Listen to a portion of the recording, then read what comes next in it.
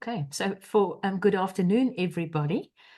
We have Professor Andy Davies with us this afternoon, courtesy of Roche. So we're very thankful that he can speak to us. And the official session will start now. It is my pleasure to introduce Professor Andrew Davies to the audience in South Africa.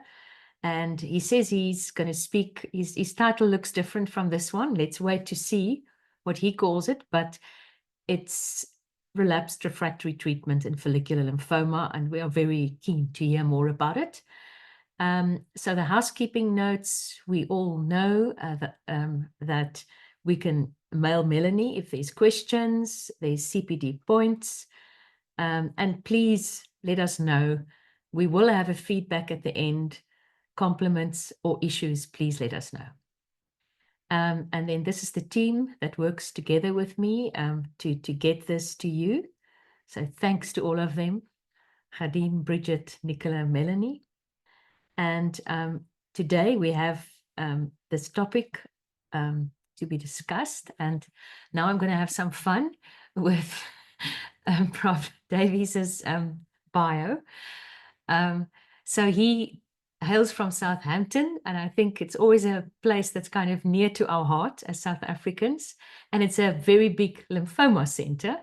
So, and you do have the privilege, I think, to have worked in lymphoma and follicular lymphoma specifically from the beginning. That was your PhD at St. Bartholomew's Hospital in London was on this topic that you're going to discuss. So we really look forward to something that you've truly pursued through many, many years.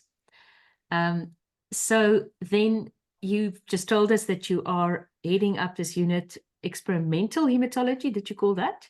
Experimental cancer medicines, yeah. Cancer medicines. So he is truly a master of novel drug treatments. And so we're very honored to have you with us. And we are, everybody that's in the meeting today, please get those questions about really interesting questions about drug treatment in follicular. And I'm sure we can slip in another question in the same field today at the end of his talk. And you have a particular interest in the investigation of monoclonal antibody-containing therapies applied to lymphoma and in the translation of biomarkers and novel therapies to the clinical arena. So you are the past chair of the UK National Cancer Research Institute High-Grade Lymphoma Study Group. I'm sure you are still very much involved, but somebody else is now doing the day-to-day or the taking it further. It's a hugely successful group and truly a group of national group in the UK that we would aspire to and love to, try to emulate some of the things you do together as a group across the UK. And as I understand it, you are doing much of this kind of in addition to your day job. It's not as if, you're all kind of volunteering in the groups and working together. So it's a real example to us, and we really love to hear from you about this. And you continue to be a regional lead for cancers in teenagers and young adults. So today the topic is a bit different, usually older people. So I'm very welcome, and I think I can now stop sharing, and you can share again. Great. Yes. Great. Okay. Fantastic. So let's see if we can get this right. Thank you, Estelle, for that really warm welcome. It's really lovely to be here. I hope that you can see my screen on full slideshow view. Perfect. Now. Excellent. So it's great, and thank you for inviting me. We've got a bit of time to really have a deep dive into follicular lymphoma, which is one of those subjects which I have a great passion about. And although it's headed around bispecifics. Actually, you know, I want to talk to this in a much broader way about how, you know, we have approached follicular lymphoma, what we've learned from what we've done before, what we're doing today, and what, you know, potentially we can use, or some people are already using in terms of therapeutics. So I'm now the chair of the UK Lymphoma Research Group. So we look after all of the different research groups that we have in the UK. So we have a very active group doing work in Hodgkin's lymphoma. We have a low-grade group which does a lot of work in follicular lymphoma and mantle cell lymphoma, and a high-grade group concentrating around large cell lymphoma, PMBL, Burkitt's, etc. And then we've got two other groups under the UK research group looking both at data and the application of real world data to help some of our approvals and to get the real world experience. And also we've got a science group that's really about bringing together our preclinical colleagues and our translational colleagues with the clinicians, so that we're all talking and we can strengthen our application, and we can strengthen the quality of our clinical trials with strong translational endpoints. And that comes from talking to our colleagues who are full-time scientists, and together these 5 groups under this umbrella work really effectively, and I'm really grateful to all my colleagues for making it all so very productive. And I'd be very happy to talk about some of those organizational structures if that would be of any interest later on. Of course, I do a lot of novel drug development, and therefore I have a lot of interactions with pharma, so I have a number of disclosures before we start. So follicular lymphoma is the commonest of the indolent non-Hodgkin's lymphomas, and probably represents about a quarter of all of the lymphomas, and about 70% of the indolent lymphomas. It has a median age of presentation in the late 60s. Actually, the most recent figures from the UK, the median age of presentation was 69, but we do see a spectrum of ages at presentation.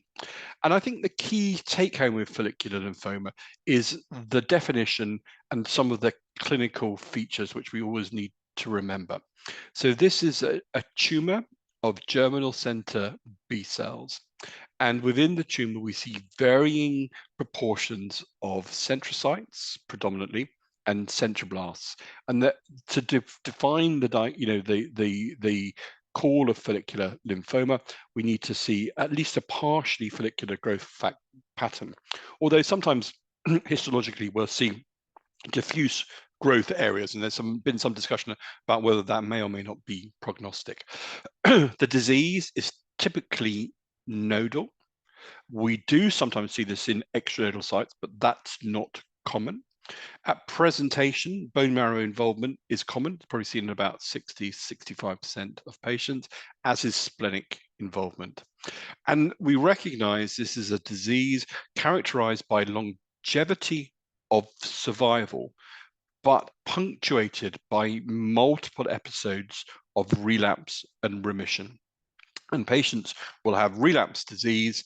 They will generally respond well to therapy, and then they will have a period of remission, and then the disease will relapse. And generally, they tend to respond again well to therapy. But we see with successive episodes of disease that the chances of responding to any therapy seems to lessen, and actually the duration of benefit for patients between episodes of disease appears to shorten as we travel through the patient journey with follicular lymphoma.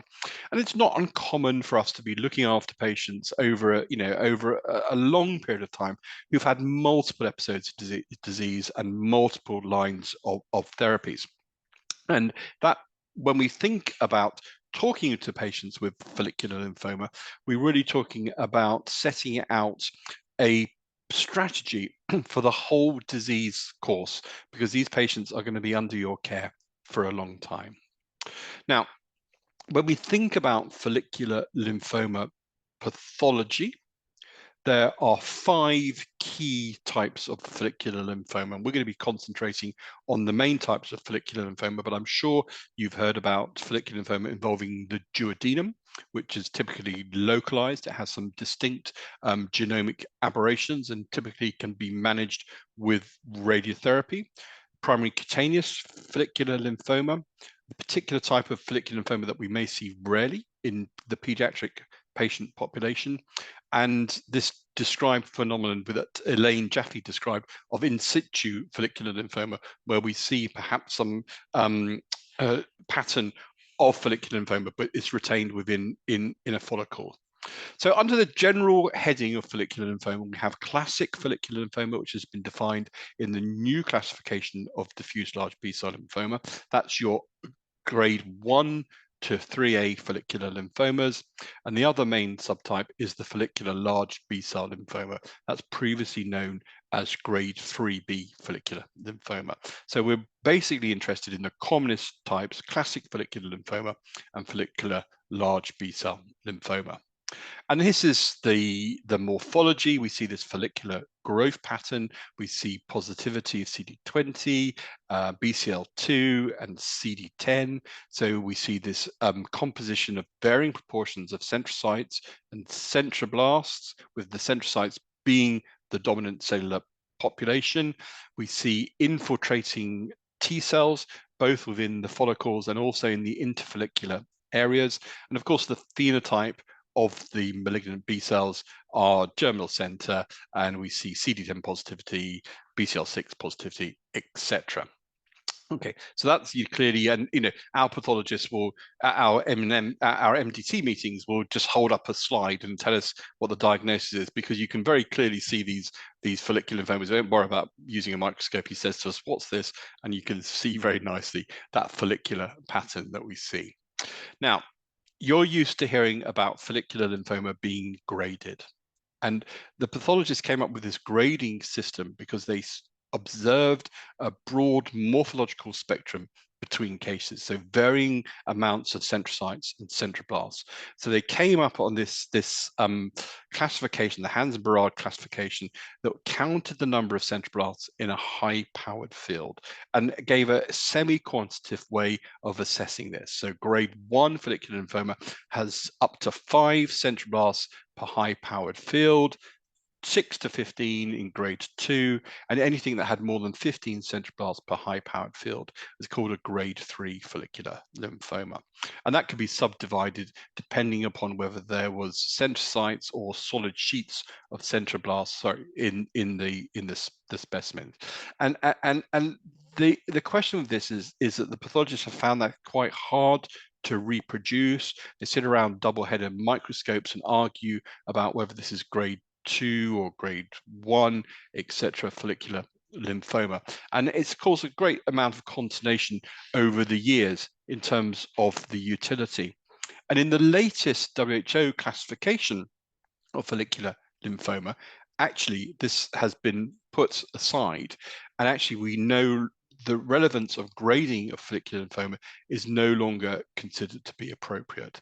And that's because it's poorly reproducible, and actually it really doesn't have the prognostic value that was initially thought to be. So with the standard modern day treatments, the difference in outcomes between grade 1, grade 2, and grade 3A follicular lymphoma are really not very different.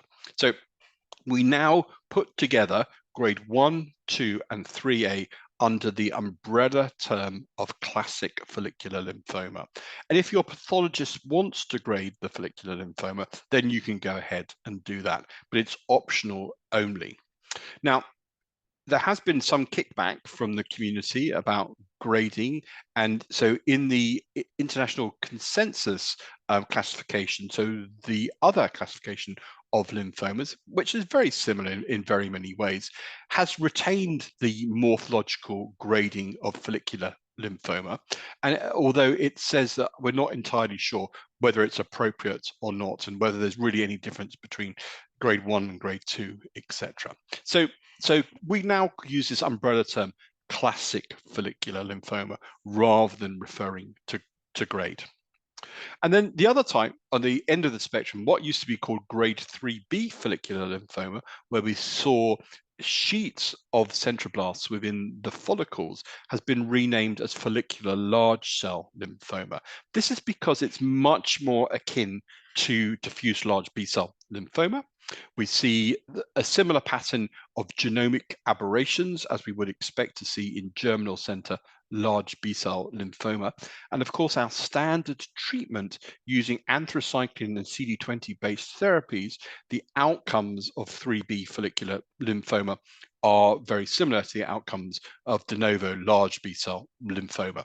So we think of this really as a variant of large cell lymphoma. So follicular large B-cell lymphoma, the new name for what we might have thought about before as being grade 3B follicular lymphoma.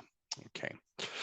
Now, in the ICC classification, once again, they've retained this difference between grade 3A follicular lymphoma and grade 3B follicular lymphoma because they believe that there are some differences in it. No doubt this differences in opinions will be resolved over the coming years, but I really like the way that the WHO Hem5 classification has taken to this.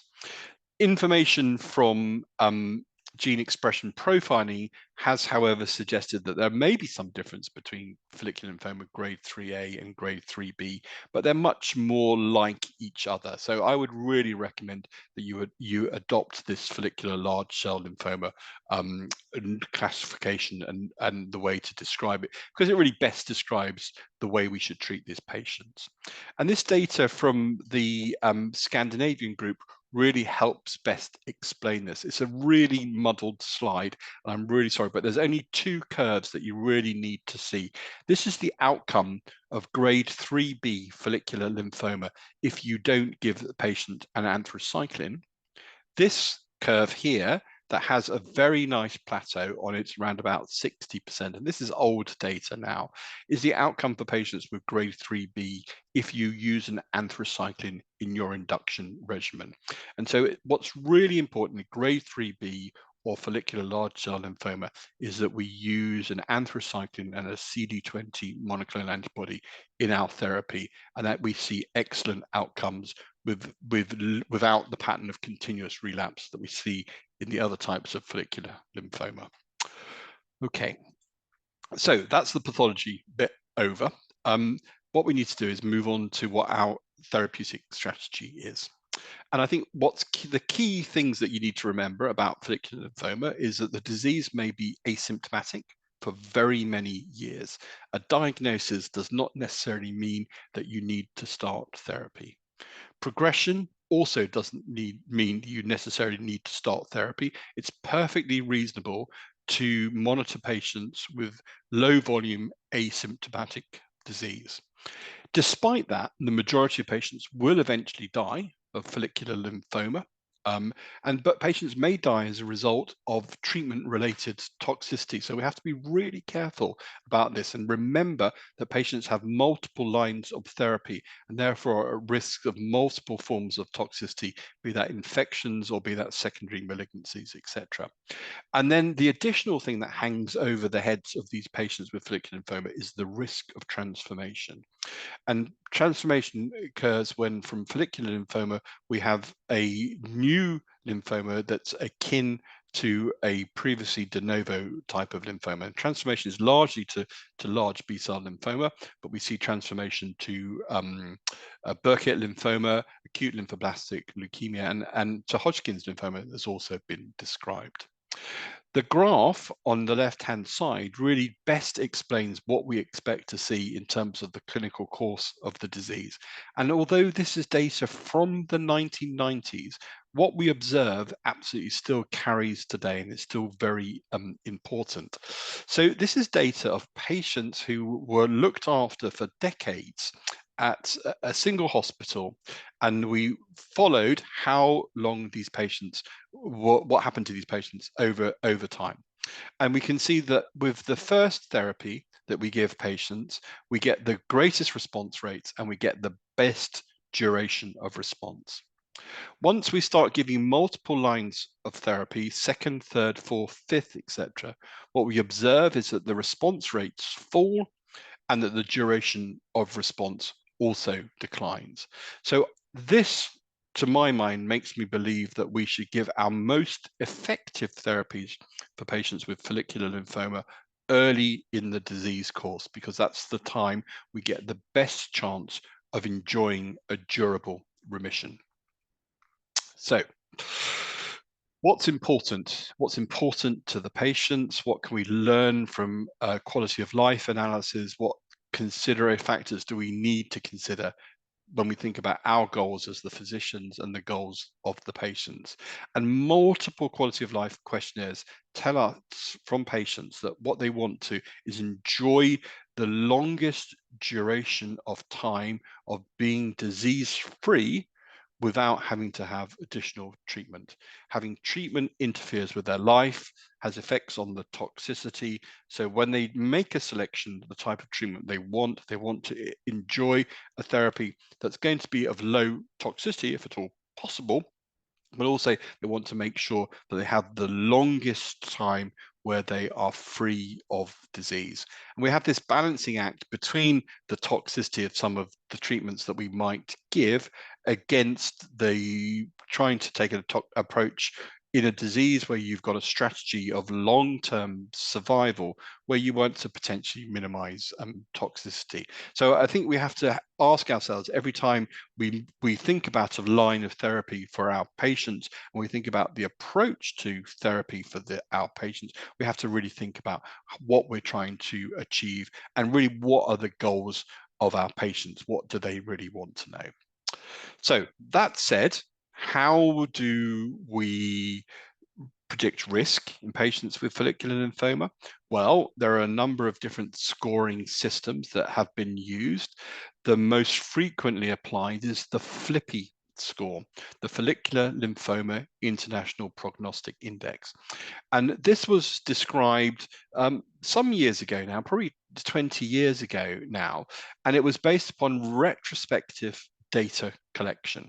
And there are some gaps in this very large series of retrospective data. So some of the variables that were put into the model were not always well represented. So for example, some territories didn't collect the ESR, some territories didn't collect information about bulk or the albumin, etc. And this is all done in the pre-rituximab era. Okay, so the 5 variables that were described in the FLIPI score: age, stage, hemoglobin, the lactate dehydrogenase being elevated, and the number of nodal sites. And if you had more than 4 nodal sites, they were considered to be at greater risk. And just like calculating the IPI, you get 1 point for any of these adverse features, and they are totted up and divide patients up into low, intermediate, and high risk groups, each with different overall survivals at 5 and 10 years. Now, it's cumbersome to calculate. Some of those variables are easy, like the age and the LDH and the stage, but the number of nodal sites is really difficult. And it's not just you going through the CT scan result and counting the number of times a radiologist reports a nodal site. Actually, what you have to do is refer to the FLIPI nodal map, which is a mannequin which tells us which sites are relevant and which sites are not relevant. And if you do this properly, and believe me, I've spent lots of time piling over notes trying to do this retrospectively, it's a quite difficult process to be able to actually count up the number of nodal sites. And because the FLIPI was devised in the pre-rituximab era, and because of this difficulty around the number of nodal sites, and because of the missing data, a prospective evaluation was undertaken and the collection of an extensive set of data called the FLIPI-2. And I think with the FLIPI-2, we've got a much better scoring system. And some of those risk factors have been retained in the FLIPI-2, the age, the stage, but others have been added, including the presence of bone marrow involvement, whether the beta-2 microglobulin is raised. And rather than looking at the number of nodal sites as a surrogate for disease burden, it's the longest lymph node diameter being greater than 6 centimeters being an adverse risk factor. Now, the FLIPI is great, it gives us much greater resolution, but it does pain me still that here in 2024, we're still thinking about doing bone marrows to stage patients with follicular lymphoma. And I really do wish that we could get away from having to do this. So this is what the distribution of outcomes in terms of progression-free survival and overall survival look like with the FLIPI-2 score, and you can see that there's a wide width separation in the different curves. So it's quite a useful tool for us to be able to identify high and low risk groups of patients. But of course, it doesn't tell us who we should treat, because we base our decisions on treatment in follicular lymphoma in terms of the symptoms that the patient is experiencing. Now, that's great. That's a 5-point clinical scale. It's easy to calculate. Why are we not incorporating in 2024 information about the biology of follicular lymphoma, as we're doing in so many different hematological malignancies, to use that as a way of stratifying patients and giving us better prognostic information? Well, unfortunately, we're way behind the curve in the application of genomic markers in follicular lymphoma. There are a pattern of recurrently mutated genes in follicular lymphoma. Very many of those are epigenetic regulators, or they're involved in B cell receptor signaling pathways. And the M7 FLIPI was an attempt to try and integrate some of our knowledge about the patterns of genes that are recurrently mutated in follicular lymphoma into a prognostic scoring system. And so a panel of 74, 75 genes were looked at and to see whether they added prognostic value. And it came down to the 7 genes that were maybe important. Most of these, again, were epigenetic regulators, and that could be added to the FLIPI score to give us an enhanced readout in terms of defining risk. And yes, this was interesting. It gave us wider separation, but actually it only really worked for patients who were treated with R-CHOP chemotherapy. And when we tried to validate this with patients treated with bendamustine, unfortunately, the value of this as a prognostic scoring system fell down. And so for that reason, you're not asking for an M7 FLIPI every time you meet a new patient with follicular lymphoma, unlike some of the biomarkers you would expect to see when you are treating a patient with acute leukemia. Another approach was done by the French group looking at transcriptional profiling. So rather than mutations, looking at a pattern of RNA that was being expressed in patients with follicular lymphoma. And this again could identify a number of genes involved in a wide range of oncogenic processes that could be used to discriminate high-risk patients and low-risk patients. And again, this caused a lot of interest to help us identify who was going to be most at risk and who we ought to target our intensification of therapies to. Unfortunately, again, this hasn't really been widely adopted because of the practicalities of being able to deliver this kind of result. However, much more widely used now is not a biomarker that is a molecular readout, but actually the PET scan as a surrogate for disease activity. And of all the different radiomic variables that have been looked at in follicular lymphoma, the total metabolic tumor volume as a predictor of outcomes has been validated as a strong predictor for progression-free survival and overall survival. And there's all sorts of different series have been looked at, but essentially those patients who have a high total metabolic tumor volume, as therefore a high burden of disease, have a much worse prognosis, we can see that in the green, than those patients who have a lower total metabolic tumor volume, which we see in the blue here. And there has been lots of discussion about whether the cutoff should be, and there's been a lot of discussion about how easy it is to calculate the total metabolic tumor volume. My colleagues in research PET will tell me this is really super easy to do, and they just need to, we need to just apply the software in clinical practice. But my colleagues who report our PET scans in clinical practice from my clinical use, actually, they can't seem to find the button to be able to calculate a total metabolic tumor volume. So we generally, in my practice, don't have this information available. And a lot of people will argue about the value of actually doing a baseline PET scan in patients with follicular lymphoma. And I think that if you have to choose when to use a PET scan, I would rather do that at the end of treatment, because I think that gives us a strong amount of information. So we can look at again, a range of different prognostic systems to help define which patients are going to do well and which patients are going to do less well. But generally, we make our clinical decisions on how we treat people with follicular lymphoma entirely upon how the patient presents and the symptoms that the patient presents. So let's take a group of 100 patients with follicular lymphoma that are presenting to us. When they first present, 5 to 10% of these patients are going to have localized disease. So it's very uncommon that we see people who have a stage 1 or stage 2 disease.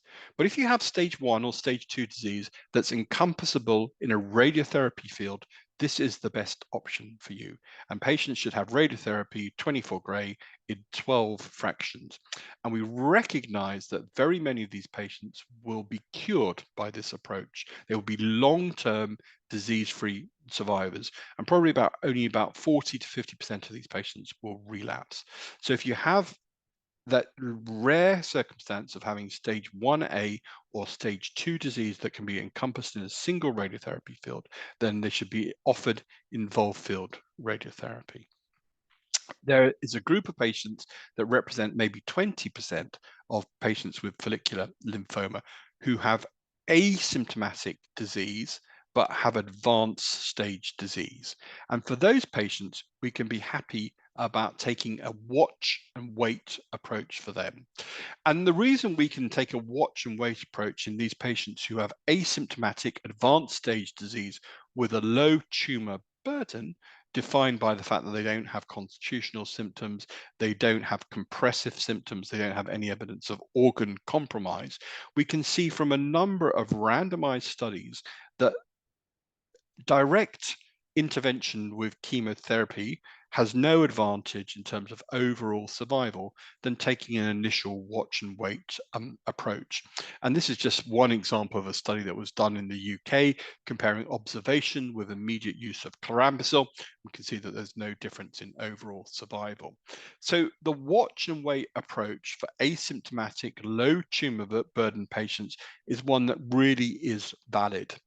The median time to initiation of therapy from diagnosis in this group of patients is about 30 months, so about 2.5 years. So these patients can enjoy a prolonged period of time without needing therapy. And we recognize that about 20% of patients who have low tumor burden lymphoma 10 years from diagnosis have never required initiation of therapy. So 20% of patients 10 years from diagnosis have never required any intervention. So I believe that this is really a very important tool, and we should be very happy to watch and wait our patients. Now, it's really important that we have a good conversation with patients with follicular lymphoma to explain the watch and wait strategy, to say that their patients will be remain under their care. We will be looking after them. We will initiate therapy when there's a clear indication. But actually, what's really important is that we think about the whole strategy for the patient's lifetime, because they're going to be multiply exposed to therapies, and really we want to save those for circumstances when we're really going to need to use them. So what about the question, is watch and wait still valid in the rituximab era? Well, we did an important study looking at the use of rituximab rather than chemotherapy and comparing that to a watch and wait strategy. And 2 different approaches to giving the rituximab were looked at. So 3 different arms in the study. There was a group of patients who just had 4 weeks of induction rituximab therapy. There were a group of patients who had maintenance rituximab after induction with rituximab, and a group of patients who were simply watched and waited. And the important thing of this watch and wait study was to look at the time to initiation of the next therapy. Now, the patients in the modern era who an expectant approach was taken had exactly the same behavior. The median time to initiation of therapy was about 30 months in patients with watching and waiting, and that was deferred in patients where they were given a rituximab. So the time to initiation of a new treatment was significantly delayed. And as a result of this, the National Institutes of Clinical Excellence, that are our regulators for funding, looked at this and said, well, actually, that looks like a strategy that's cost effective, because actually, if we can give patients 4 rituximab treatments, we can defer the need to give more definitive therapy. And actually, some patients will die of other causes in that period of time whilst they're waiting for more definitive therapies, and therefore, we're maybe saving some money in terms of being able to give these patients chemotherapy that they would never need. So actually, for patients who've got low tumor burden follicular lymphoma, taking this approach actually is one that may well be entirely justified. And this approach doesn't affect the effectiveness and the time to second and subsequent lines of therapy, and it doesn't affect the risk of transformation to more aggressive phenotypes. So this is certainly an option that you can think about in patients with low tumor burden. Let's go back to our 100 patients. Well, actually, the majority of them, probably about 70% of patients, are going to be symptomatic when they, sorry about that, when they present. Oops. I'm still in my clinic room. It's telling me I've got to write letters. It's still 70% of patients are going to have symptomatic disease and are going to need to have some therapy when they first present. And we have a great conundrum as to what we think is the optimal therapy for patients with follicular lymphoma. And it's one that's subject to a great amount of debate.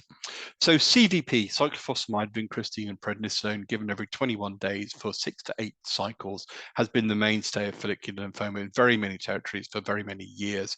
The addition of rituximab improves progression-free survival and clearly improves overall survival. The toxicity is well recognized. It's a safe regimen to give, but many people argue that if you use RCVP, you're doing your patient a disservice, and that actually you can prolong their progression-free survival by giving patients R-CHOP chemotherapy rather than RCVP chemotherapy. And the Follow-5 trial conducted by the Italian Lymphoma Group demonstrated very nicely that if by using R-CHOP chemotherapy in the yellow or the gold, they had a better progression-free survival than those patients who were treated with RCVP. So remember, what's the goal for your patient?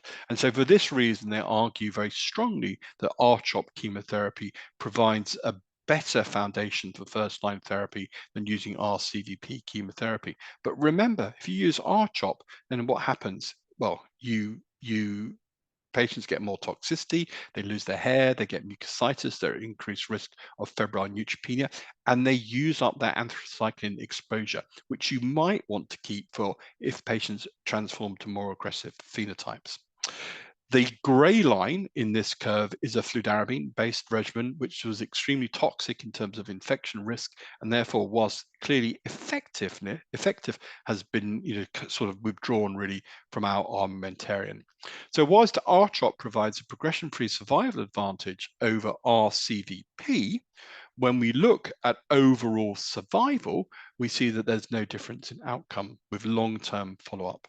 So you may make a choice for immediate benefit, but you're not making your patients live any longer. The STILL study conducted by one of the German lymphoma groups looked at the comparison of R-CHOP with R-bendamustine. And the outcome for patients who received R-bendamustine was superior in terms of progression-free survival compared with R-CHOP chemotherapy. It wasn't really powered that way, but this is how the data has been looked at and has been presented. But you can clearly see the BR arm is in the red and is clearly well above the R-CHOP chemotherapy arm.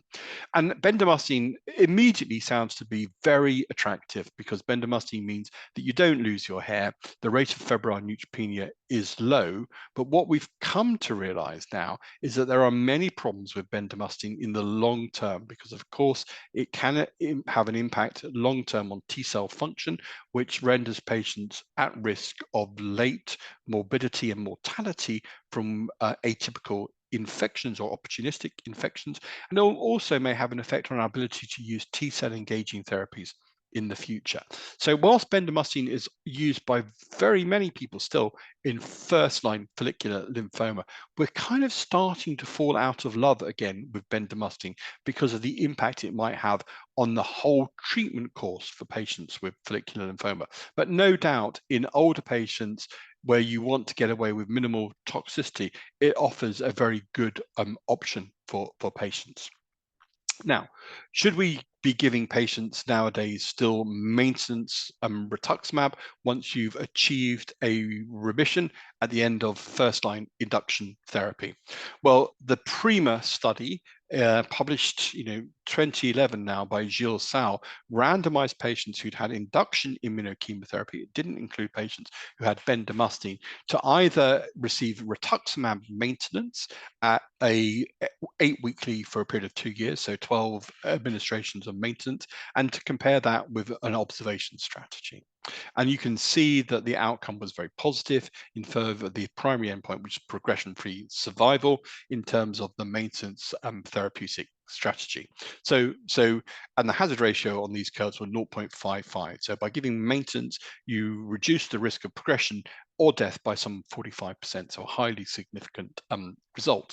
And it seems that this works for everybody. So regardless of the induction regimen that you had, or whether you're in a CR or PR, maintenance therapy really seems to work for very many people. And there's data to suggest that maintenance therapy doesn't have any impact upon quality of life, even though you stay in this patient model and you have to keep coming back to the hospital to have rituximab treatment every 8 weeks. But there's no doubt that actually, if you have maintenance treatment, you have a greater risk of adverse events compared with observation. And the risk of infection is essentially 18-fold greater than if you've taken an observational arm. So you have to be prepared, if you are going to give patients maintenance rituximab, to have a discussion about the increased risk of infection there is associated with maintenance treatment. So I think that's really important, and be prepared to stop it, particularly if you see patients who have recurrent infections. And they're normally sort of nasal type infections and upper respiratory tract infections. Okay, now with the long-term follow-up of data from PRIMA, we see really remarkable responses in terms of the benefit for patients in first-line therapy with follicular lymphoma. And these results are absolutely amazing to me. And we see that at 10 years, progression-free survival is 51% in those patients who've had induction immunochemotherapy followed by maintenance therapy for 2 years. And we can achieve really durable benefit for these patients. So when you're talking to patients about your first line therapy, it's entirely reasonable to say to them that with this induction strategy followed by maintenance treatment, that we can expect 50% of patients still to be disease-free 10 years from initiation of therapy. And I think that's really very exciting. However, despite all the benefits of maintenance rituximab therapy, there's been no improvement in overall survival, despite that massive difference in progression-free survival. So you could argue that actually not one life has been saved by using maintenance therapy, and that there are disadvantages in terms of infection and retaining people in the treatment model. Now, when we look at the deaths in patients and the causes of death in patients in either arms of the study, we saw that those patients who were in the observation arm had a greater risk of secondary neoplasms. And that's probably because they required more therapies more rapidly, because the disease wasn't staying in remission, and therefore they were being exposed to cytotoxics and radiotherapy that gave them an increased risk of a second malignancy.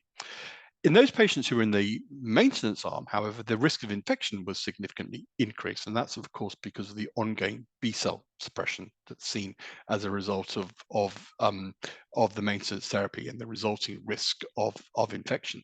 So these are all things that we need to discuss with our patient when we're talking about this. So we recognize that although we've got this progression-free survival advantage, we haven't got an overall survival advantage. I think what's been clear from the data I've already shown you is that progression-free survival is not really a very good surrogate for overall survival, and there's a very weak association. So when you're talking about your choice of induction therapies and you're talking about your choice of maintenance treatment, you need to consider all of these in your factor all of these into your discussion. So does maintenance work after bendamustine? The answer to that is, of course, yes. And this analysis from the BRIGHT study, which was a similar study comparing different chemotherapy regimens, demonstrate that those patients who had maintenance therapy after bendamustine achieved progression-free survival benefit, but again, no overall survival benefit. And actually, another retrospective analysis suggested that those patients treated with bendamustine who had a partial response really benefited from maintenance therapy, but perhaps those patients in a complete remission actually didn't benefit from maintenance therapy. So in my own practice, if I've used bendamustine induction therapy and the patient has achieved a CR, then I actually don't offer those patients maintenance treatment because it doesn't appear that there's any benefit. Is there any benefit in prolonging the exposure to maintenance treatment? And the MAINTAIN study compared giving 2 years of maintenance rituximab to 4 years of rituximab, and it demonstrated there was some superiority in progression-free survival. However, the longer you keep people with B-cell suppression, the infection toxicity goes up, and therefore I don't see that there's a justifiable argument because the toxicity gets much greater to extend maintenance beyond 2 years. Now, the gallium study looked at a second generation, sorry, I should say a third generation now, anti-CD20 obinutuzumab. So obinutuzumab is a humanized anti-CD20. It has really augmented antibody-dependent cellular cytotoxicity activity compared with rituximab, and it's 100-fold more potent in the test tube than it is rituximab. So the gallium study asked the question, should we be using, with our induction therapy, should we be using rituximab or should we be using obinutuzumab? You can see here on the curves it's called G because that's its developmental name was GA101. That's obinutuzumab.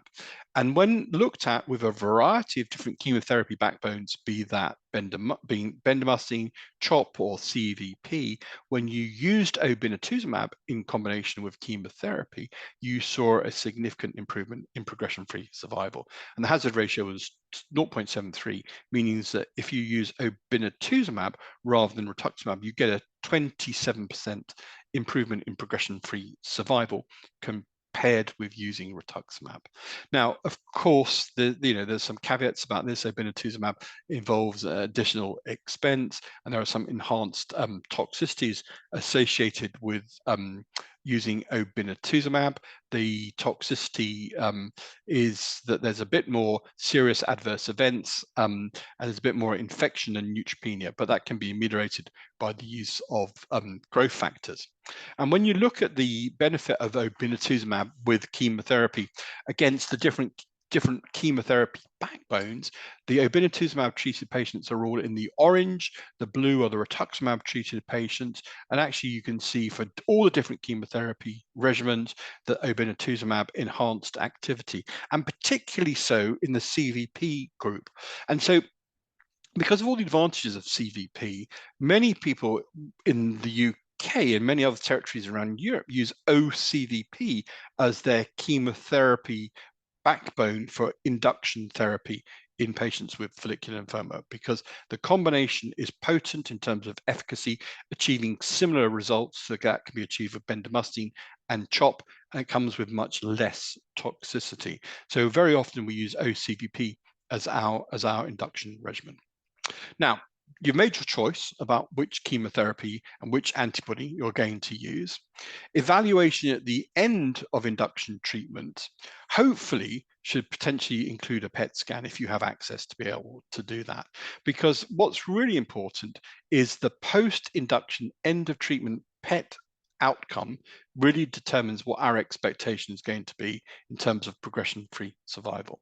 Those patients who have a positive PET scan at the end of therapy are shown in the gold, and their progression-free survival is clearly significantly inferior to the progression-free survival that can be achieved in patients who are PET negative at the end of therapy. So a key goal of our induction treatment is to get to the point of being PET negative, and that's probably one of the most important things that we want to achieve with our induction therapy. There are a group of patients, about 20% of all our patients with follicular lymphoma, who have early progression of disease after completion of induction treatment. These patients who progress within 24 months of initiation of their primary therapy are at super high risk.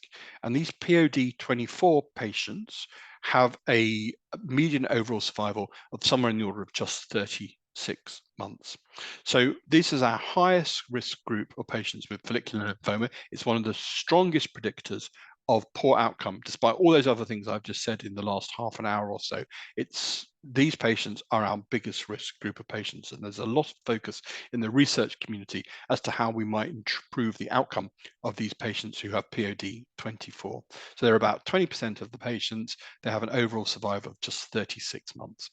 If you take the POD24 patients out of the equation, what we do see is that those patients who don't have early progression of follicular lymphoma after their first induction therapy actually have really excellent survivals, and their survival is near similar to that of the general patient population. So real big focus on the POD24s. Now, some of these patients will have evidence of transformation to more aggressive phenotypes within their early recurrence. So it's always really important that we biopsy, biopsy, and biopsy these patients. Interestingly, if you use obinutuzumab in the frontline setting, that can reduce your rate of early disease progression. In fact, can result in a 46-fold reduction in the risk of early disease progression. Now, another approach to the maintenance has been looked at by the Italian group in their very important Follow 12 study. And this looked at a strategy of patients who had induction with R-CHOP or R-bendamustine. And they had a PET scan at the end of therapy, and they had MRD assessment using PCR. And if they had a complete response or a partial response, then they had standard maintenance rituximab every 2 months for a period of 2 years, so standard treatment arm. And then they compared that with an experimental strategy that was risk adapted according to the PET and the MRD response. So for those patients who were PET negative and MRD negative, an approach of just sitting tight and watching these patients was taken, whilst those patients who were PET negative and MRD positive were given rituximab induction just to try and push some of these patients to be MRD negative. Those patients who were PET positive at the end of induction therapy underwent radioimmunotherapy, where they received an anti-CD20 antibody that had a radioactive isotope yttrium-90 on this. This is an agent called I'll say Brucin now, but Zevalin, and these patients had a radioimmunotherapy induction approach. So this was stratified according to what your end of treatment PET scan and your MRD looked like. And essentially, the outcome demonstrated that everybody was best off receiving maintenance rituximab. So a strategy, rather than trying to pick out those patients who are PET negative or MRD negative for observational or intensification of therapy, just giving everybody straightforward maintenance rituximab was associated with the best outcomes. And I think that's a key lesson in there. And there are other studies that are going on internationally at the moment trying to look to those patients who are PET positive at the end of induction therapy, whether they should have an augmented maintenance strategy, whether they should have lenalidomide with rituximab for maintenance, or those patients who are PET negative at the end of induction therapy, whether actually they should even have a need for maintenance treatment at all. The other thing about maintenance treatment is we can see that it reduces your risk of transformation to more aggressive phenotypes. This is a massive study of about 10,000 patients with follicular lymphoma, demonstrated that you could reduce the risk of transformation to more aggressive phenotypes by using rituximab induction and rituximab maintenance therapy. However, what we do worry about in patients receiving maintenance treatment is that ongoing infection risk, and that's particularly relevant in the COVID era, because those patients who receive maintenance therapy do not raise good serological responses to the COVID vaccination, although there's clear evidence that their T-cell responses are not impaired. So I think, when you're talking about maintenance strategies for our patients, you need to think again about that key question about how long does the patient want to be progression-free? What are their goals? Are they happy to still keep coming back for a period of 2 years to have maintenance treatment? What's their risk of progression? What are you worried about the toxicity profile, etc. So these are all important things to think about when we're having patient discussions. The final piece of the jigsaw in terms of frontline therapy is the question about lenalidomide and the R-squared regimen, so rituximab and lenalidomide. And this important study called the Relevance study, which was presented by Frank Morschhauser some years ago now, looked at comparing R-squared, so rituximab and lenalidomide, to chemotherapy. And the chemotherapy was bendamustine, CVP, or CHOP with rituximab. And it had a co-primary endpoint of the complete remission rate and the progression-free survival. And it was powered for superiority. So in fact, the R-squared should have been better than the R chemotherapy to have had a successful outcome for this study. Actually, what was seen was that the response rates were the same and the progression-free survival was the same for those patients receiving R-squared. So as a result, because the trial was negative, because it didn't show the superiority that it should have done, this did not get approval in the frontline setting. But actually, many people do use this as a chemotherapy-free approach for certain individuals with follicular lymphoma. Now, I find this cumbersome, this regimen. It goes on for a year. I don't particularly like using it. Lenalidomide is not without toxicity. In fact, it causes a lot of neutropenia, a lot of rashes, and a lot of other GI side effects. So I don't think it's a particularly satisfactory regimen, but is an option, and it's described in the NCCN guidelines as a potential option for frontline therapy in some patients, but I'm not completely keen. So what we've learned is that there are a choice of induction regimens for follicular lymphoma, and it's really a patient-tailored approach that we need to think about in terms of making our choices. All of these approaches are highly successful, and we expect to see significant durability of benefit, and we can probably see that 50% of patients are progression-free at about 10 years after induction therapy. But of course, patients are going to ultimately relapse. And when patients relapse, the first rule of relapse is biopsy, biopsy, biopsy. Okay, what we want to understand by doing the biopsy is whether this patient has transformed to a more aggressive phenotype, because our treatment strategies are so very different. Now, often many people would recommend, if available, you take a PET-directed approach to your positioning of your biopsy, and you look to biopsy the area with the greatest FDG avidity. That's really important.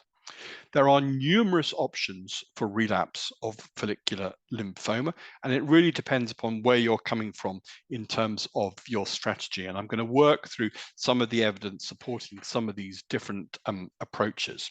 So let's just look at second-line therapy. So the first is the yellow triangle that says check for histological transformation, because if there is histological transformation, we go off on a sideways pathway where we manage these patients according to the histology that observed most typically diffuse large B-cell lymphoma.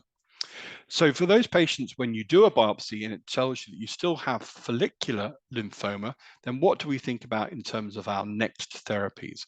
Well, probably reinduction immunochemotherapy using one of those induction regimens that we've discussed already, but different to the one that you used before. So for example, if you used CHOP in the first line setting, you might wish to use bendamustine at relapse, or you might like to use CVP at the time of relapse.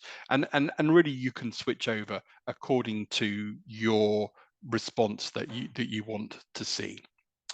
For those patients who have low tumor burden, asymptomatic disease at the time of progression, then it's entirely reasonable to take an expectant approach. As I said at the beginning, just because you relapse doesn't necessarily mean that you need to start therapy, and you should feel comfortable and confident in doing that. Sometimes, if you have limited sites of disease, you might wish to consider radiotherapy, or you might even wish to consider single agent rituximab for patients. For those patients who have relapsed early and fall into the group of patients who are rituximab refractory, i.e. that they've either failed a rituximab-containing regimen or have relapsed within 6 months of rituximab-containing regimen, switching over to an alternative anti-CD20, so obinutuzumab, will have advantages. So the Gadolin study looked at the combination of bendamustine and obinutuzumab and saw that that was an appropriate approach and had a improved overall survival compared with patients who were just receiving bendamustine alone. So those are our approaches for second-line therapy. For those patients who relapse at third line, then we've got a number of different options that we can think about. And those options might include the combination of lenalidomide and rituximab. We know in the second and third line settings that using those can achieve a median progression-free survival of almost 2.5 years with the combination.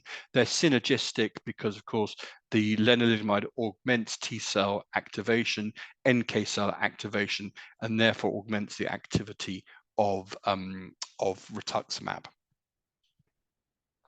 What about consolidation therapies? Should I think about offering my patient with follicular lymphoma high-dose chemotherapy and peripheral blood progenitor cell rescue if they achieve a second or subsequent remission?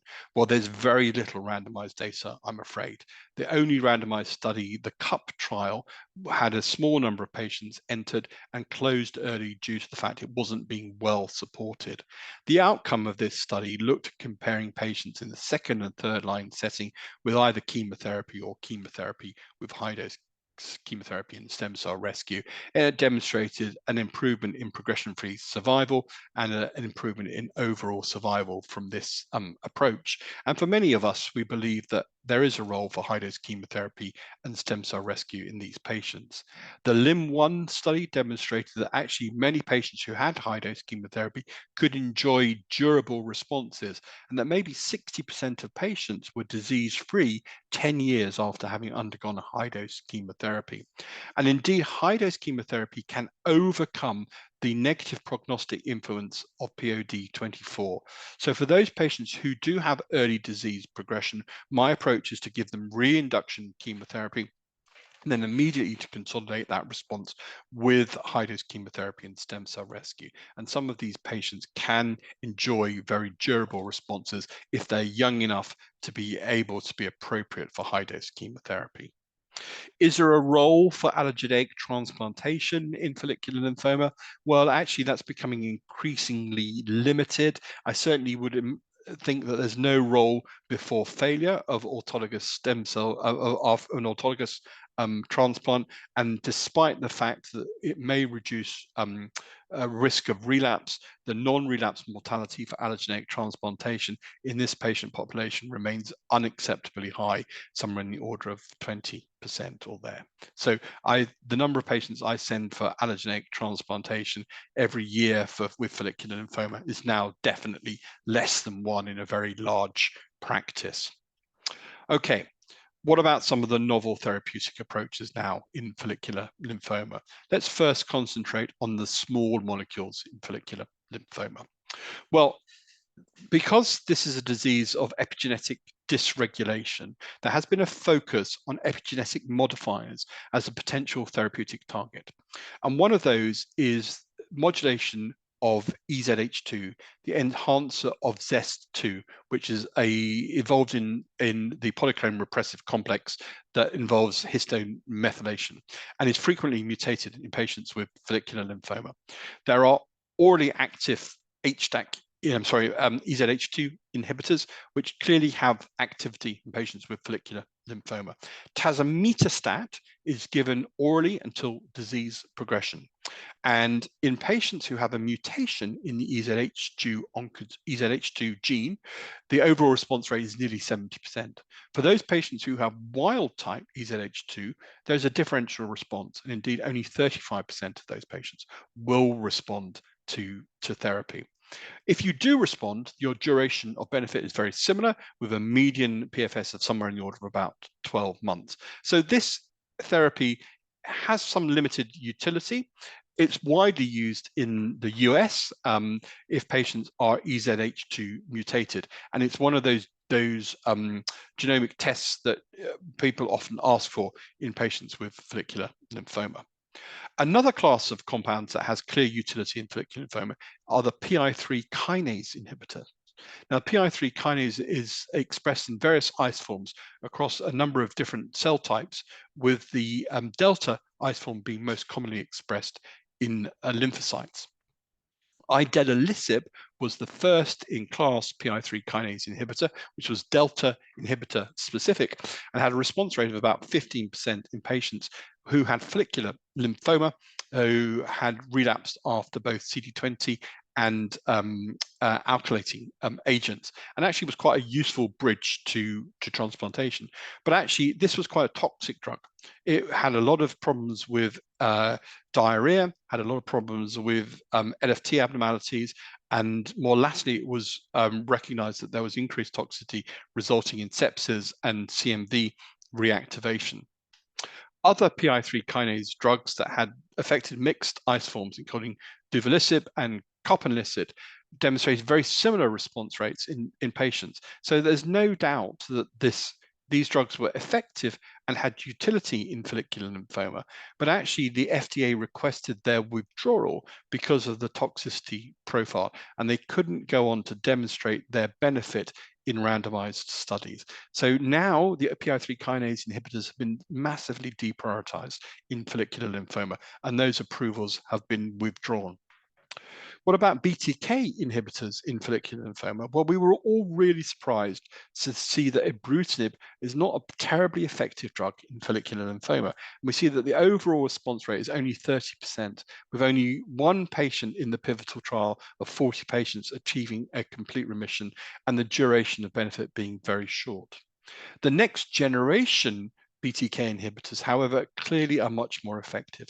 And zanubrutinib, in combination with obinutuzumab, has demonstrated to be superior to obinutuzumab on its own, with a progression-free survival risk reduction by over 50%. And indeed, this seems to be a useful regimen and has, in some territories, gained approvals for use in patients with follicular lymphoma. So next generation BTK inhibitors may be useful, as may be the non-covalent BTK inhibitors. So drugs such as pirtobrutinib are proving themselves to be effective in patients with follicular lymphoma, but of course our information on this is clearly growing. Now, what about CAR T-cell therapy in follicular lymphoma? Well, few steps behind the aggressive B-cell lymphomas, but the data set is building. Axicabtagene, which is a CD19, CD23 co-stimulatory molecule CAR T, one that you've heard a lot about in diffuse large B-cell lymphoma, in the ZUMA-5 study demonstrated an overall response rate of 94% in patients who had 2 or more prior lines of therapy for follicular lymphoma, with an 80% complete response rate. We can see that with longer-term follow-up of this data, we can see a median progression-free survival of 40 months, with the overall survival not yet being reached. What you can see on those curves, however, the top one, A, demonstrates the progression-free survival curve, and the light blue is the follicular lymphoma patients in this study. We can see that there's no plateau on that curve. So despite this being a highly effective way of achieving remission, actually over time, we are still seeing patients with follicular lymphoma continuously relapsing. And that's different from the shape of the curve that we've seen in the large cell lymphomas with the CAR T-cell therapy. Interestingly, CAR T-cells are able to overcome the negative effects of being a POD24. So this might be a useful treatment in patients who have BOD24. But what's a really interesting phenomenon is how prior exposure to therapy affects the outcomes with CAR T-cell treatment. So for those patients who've previously been exposed to bendamustine, remember we're commonly using this as a first-line therapeutic approach in follicular lymphoma, the effectiveness of the CAR T is much less than the effectiveness for those patients who have never been exposed to bendamustine. And indeed, the nearer you are from having had bendamustine exposure to apheresis of a CAR T, then the least effective treatment is going to be. So I think we really need to carefully re-evaluate the use of bendamustine in our patients in these era of T-cell engaging therapies. So let me just orientate you with this curve. Those patients who've never been exposed to bendamustine, as shown in the top gold curve in terms of progression-free survival after a CAR T. Those in the bottom blue curve are those patients who had bendamustine within 6 months of the CAR T-cell therapy. And you can see what a massive differential there is in response. So we have to be really careful about how we think about using bendamustine now moving forward in patients with follicular lymphoma. Another CAR T, T-cell in the ALARA study demonstrates very similar response rates and very similar duration of benefit. So a useful agent, and this is approved in the US in terms of treatment for patients with follicular lymphoma. In my territory, we don't have access to CAR Ts in follicular lymphoma. I know that you don't have access to them in South Africa yet. There are currently randomized studies that are being undertaken to compare CAR T cells to standard of care chemotherapy approaches, the Zuma 22 study, for example, and that's hoping to demonstrate that there may be a cost-effective model for using CAR T cells potentially in this patient population. But of course, you know, giving CAR T cells is hugely expensive. Giving CAR T cells needs massive infrastructure. We need to get our patients to be able to come to a CAR T cell center. And of course, it's not practical really for delivery for the majority of our patients. So that's why there's been a great amount of interest in the bispecific antibodies in follicular lymphoma. And there's an emerging amount of data looking at bispecific antibodies in the treatment of patients with follicular lymphoma, and particularly mosunetuzumab and some degree epcoritamab have been looked at in the treatment of patients with follicular lymphoma. So a bispecific antibody targets simultaneously CD20 on the surface of the malignant B cell and CD3 on the surface of the T cell. It brings those two cells into close apposition. It causes activation of the T cells, and then it causes the T cells to release cytokines and to generate perforin rings, which cause the death of the malignant B cells. And it does this in a MHC independent mechanism, so it doesn't require antigen presentation. And clearly these are highly effective in a range of different B cell malignancies, including large cell, mantle cell lymphoma, and in follicular lymphoma. Mosunetuzumab is a CD20 by CD3 bispecific monoclonal antibody. In order to avoid the challenges of cytokine release syndrome, it's given by step-up dosing, so starting with a small dose, followed by an intermediate dose, followed by the higher dose. It's given for a couple of loading doses, and then it's taken down to a maintenance low treatment for either 8 cycles, or for those patients who have had a partial response, potentially up to 17 cycles. So given in giving this involves some logistical challenges just in terms of bringing patients back on a weekly basis by the time before you get to the point of them being fully loaded up, but actually they are all very deliverable, and increasingly sites are being able to be set up to be able to deliver bispecific antibodies. Why are we excited about bispecs in follicular lymphoma? When a group of patients treated in the 3rd line plus setting, so 2 prior lines of therapy or more, the complete remission rate was 58%, with 79% of patients having some form of overall response. And that's really exciting. If you think about the effectiveness of 3rd line therapies in this disease, that really is quite an exciting response rate. And what's interesting is it seems to work independently of some of those poor risk factors that we associate with chemotherapy. So those patients who have early disease progression, the response rates are very similar, with 55% CR rate. And then those patients who are refractory both to rituximab and also refractory to alkylating agents, we still see a complete response rate of 48%. So very exciting, very high response rates. And again, it seems to work in all the different disease subgroups.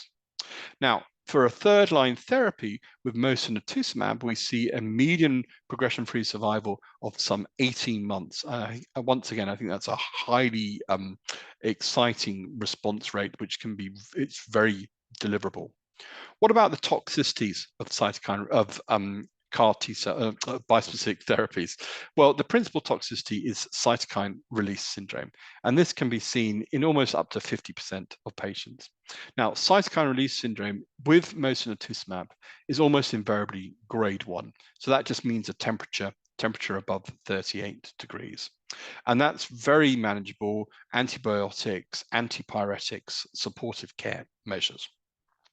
A number of patients will have grade 2 cytokine release syndrome. That's probably about 15% of patients.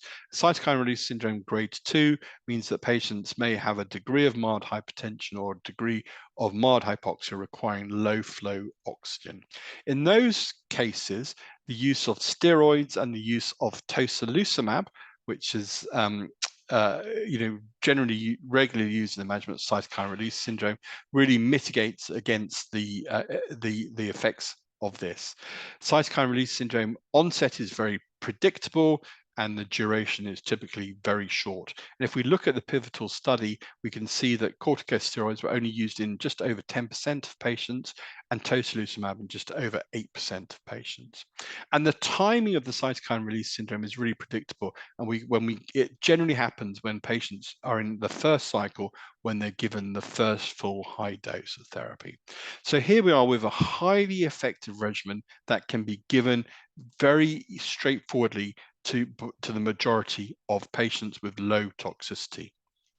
There is some data to look at the use of bispecific antibodies in combination with other agents, including very high response rates when given in combination with lenalidomide. Complete response rate in the first line setting of almost some 90%, so highly durable benefit. So I think there's a lot of excitement about potentially using bispecific antibodies in follicular lymphoma, and this democratizes access. You can give this in your hospitals rather than having to send people away to long distances for CAR T-cell therapy, etc. Now, just in the last 2 minutes or two, I just wanted to talk about transformation, because this is a challenge that we see in all patients with follicular lymphoma.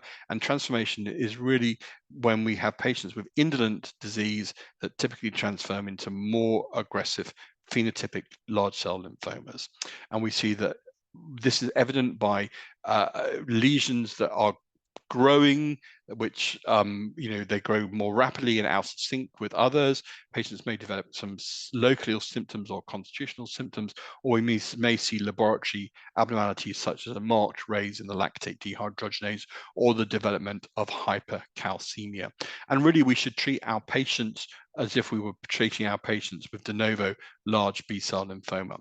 For those patients who have transformation, who have never received therapy for follicular lymphoma, then the outcomes with R-CHOP chemotherapy alone are excellent. So if you've had observation and then you transform treatment with R-CHOP chemotherapy, we see the same outcomes as we would expect to see in somebody with de novo large B-cell lymphoma. For those patients who've been treated previously with follicular lymphoma and then go on to get transformation, unfortunately, their outcomes are less good. And then we can see that in panel C. And we need to treat those patients as if they've had multiply relapsed episodes of large cell lymphoma. So much more difficult. I certainly consider using high dose chemotherapy in those group of patients who achieve a response with reinduction therapy and who are young enough and fit enough to do so. So I've spoken for a long time. This is because this is a really exciting field. There's lots of movement in follicular lymphoma. The key take-home message is how quickly the landscape is changing, and really how we think about our strategy for looking after the patient for the whole disease journey, from the day you first meet them and you take a watch and wait approach to the day that you're thinking about third line plus therapies.